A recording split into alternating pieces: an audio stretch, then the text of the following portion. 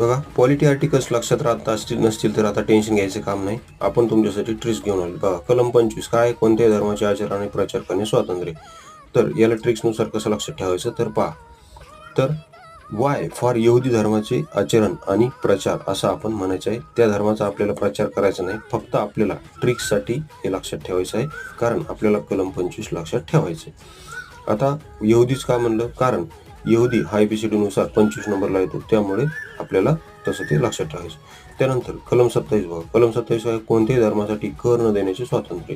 तर याला ट्रिक्सनुसार कसं लक्षात ठेवायचं, जी फॉर GST न देणे स्वातंत्र्य असं आपल्याला म्हणायचं. जी फॉर GST न देणे स्वातंत्र्य. मग GST हा एक कर आहे आणि जी हा ABCD नुसार 7 नंबरला येतो आणि 27 मध्ये शेवटी 7 आहे. तर अशा प्रकारे तुम्हाला ते काय करायचं आहे, लक्षात ठेवायचं आहे. आणि अशाच तऱ्हेने आपण संपूर्ण पेड PDF बनवली. पेड PDF तुम्हाला या नंबरवर